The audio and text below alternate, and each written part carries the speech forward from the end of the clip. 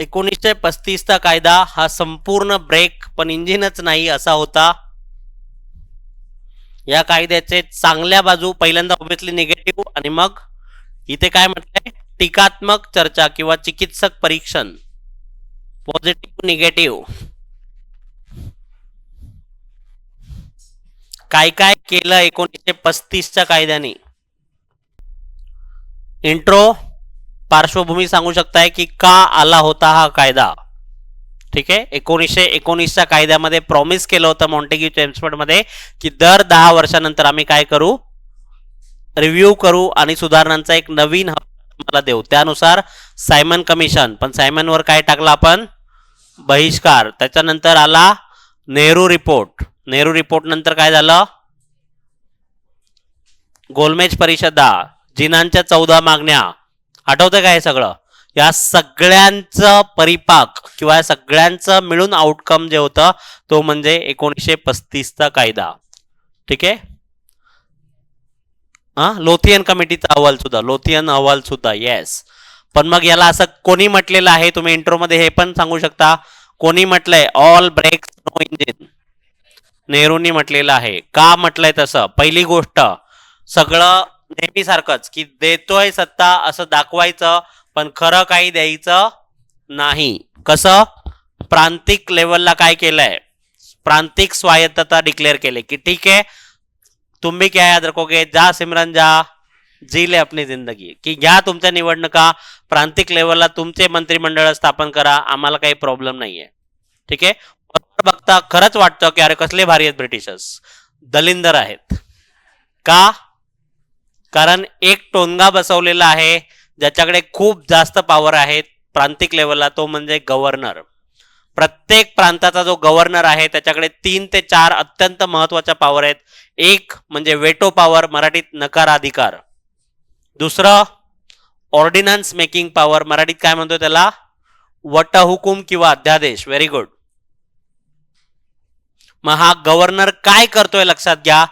हे जे भारतीय लोक आहेत काँग्रेसची मंत्रिमंडळ आहेत तर त्यांनी जे काही कायदे बनवले त्यांच्यावर नकाराधिकार वापरतोय आणि स्वतः वेटो पॉवर स्वतःचा अध्यादेशाचा पॉवर वापरून कायदे बनवतोय. मग कशाला ठेवलं यांना इमॅजिन करा की तुम्ही कायदे मंडळात आहात पण कायदेच बनवू दिले जात नाहीत मग तुम्ही कशाला आहात कळतंय.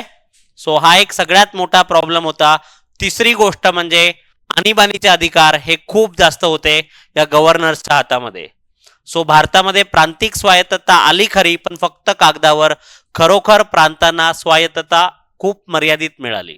असं नाही की अजिबातच नाही मिळाली पण प्रचंड त्याच्यावर मर्यादा होत्या. क्लिअर विथ दिस. दुसरी महत्वाची गोष्ट फेडरेशन त्याला संघ म्हणतात. ठीक आहे तर ती निर्माण करण्यात आली पण ती फक्त कागदावरच राहिली. मुळात फेडरेशन अस्तित्वात आलंच कारण हे जे संस्थानिक होते त्यांनी सरळ नकार दिला की भाई तुम्ही लांबच बरे आम्हाला तुमच्यासोबत यायचंच नाहीये. ठीक आहे सो फेडरेशन सुद्धा फेल झालं. तिसरं केंद्रीय लेवलला काय झालं होतं. केंद्रीय लेवलला काही लोकांना आठवत पण नाही मी कशाबद्दल काय बोलतोय. Guys you need to have दुहेरी शासन दुहेरी नाही द्विदल. सो केंद्रीय लेवलला द्विदल शासन पद्धत आणली होती. जो प्रॉब्लेम आधी प्रांतिक लेवलला होता तो आता केंद्रीय लेवलला. कारण महत्वाची मंत्रिपद कोणाकडे आहेत ब्रिटिशांकडे आहेत. काय फायदा सिंपल आहे की आरोग्य खातं हे उदाहरणं लिहायचे बरं का पेपरमध्ये अशा प्रश्नामध्ये उदाहरणं लिहिली चांगले मार्क. आरोग्य खातं समजा भारतीय मंत्र्याकडे एखादं बांधायचं पण हॉस्पिटलसाठी लागणारा जो पैसा आहे तो कोण देणार आहे अर्थ खातं देणार आहे. पण अर्थ खातं कोणाकडे आहे ब्रिटिशांकडे. करायचं ठीक आहे तो सेम की पॉवर देतोय असं दाखवायचं द्यायची मात्र नाही. माझ्याकडे खूप डोक्यात माझ्या भारी आलं होतं पण ते क्लासमध्ये नाही सांगू शकत. नुसतं झुलवट ठेवलेलं आहे. ठीक आहे so again weak federal structure मर्यादित लोकशाही. त्यांनी म्हटलं की ठीक आहे भारतीयांना आम्ही मतदानाचा अधिकार देऊ पण किती टक्के लोकांना फक्त 14% लोकांना. सार्वत्रिक मतदानाचा अधिकार होता का नाही. जे लोक फक्त टॅक्स भरतायत किंवा एक विशिष्ट शिक्षण घेतलेलं आहे त्यांना फक्त मतदानाचा अधिकार. हे जे सांगितलं मी तुम्हाला मगाशी, जे काही सांगितलं पॉवर ऑफ गव्हर्नर्स, ते सगळे ब्रेक आहेत, लक्षात घ्या. आणि इंजिन नाही असं का म्हणतोय? कारण एकीकडे दाखवतोय की भारतीयांच्या हातात सत्ता आहे, पण खरोखर सत्ता ही भारतीयांच्या हातात अजिबात नव्हती. आणि भारतीयांनी काय केलेलं आहे? स्वीकारलंय का नाकारलाय 1932 चा कायदा? हा, स्वीकारलाय. 1937च्या इलेक्शन लढवल्यात, कळतंय? हे झालं निगेटिव्ह साईड. आता थोडीफार पॉझिटिव्ह साईड पण लिहायची. किती गणलेला असला तरी शेवटी आपला होता. ओके, कारण 1935च्या कायद्यानेच भारतीयांना मर्यादित स्वरूपात का होईना पण सत्ता ही भारतीयांच्या हातात देण्यात आली. आणखी एक महत्वाची गोष्ट म्हणजे भारतीय राज्यघटना जी भविष्यात लिहिली गेली, तिचा जो ढाचा आहे किंवा स्ट्रक्चर ज्याला आपण म्हणतो, ते स्ट्रक्चर ह्या 1935च्या कायद्याने दिलं. कळतंय?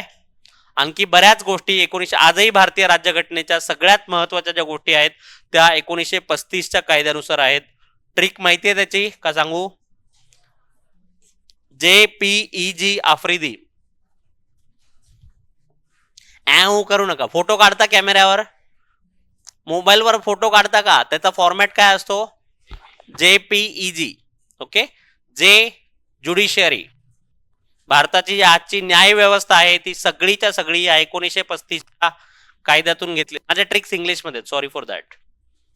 त्याच्यानंतर पब्लिक सर्व्हिस कमिशन. तुम्हाला लाज वाटली पाहिजे या कायद्यावर टीका करताना, कारण ज्या एक्झाम तुम्ही देणार आहात आणि जे तुमचे आयोग आहेत ते या कायद्याने आलेले आहेत. 1935च्या कायद्याने हे जे लोकसेवा, केंद्रीय आणि राज्य लोकसेवा आयोगांना वैधानिक दर्जा जो आहे 1935 कळालंय? So P for public service commission. Emergency, आणीबाणी अधिकार राज्याच्या पातळीला गव्हर्नरकडे आणि केंद्राच्या पातळीला व्हॉइसरॉयकडे आणीबाणीचे अधिकार सुद्धा होते.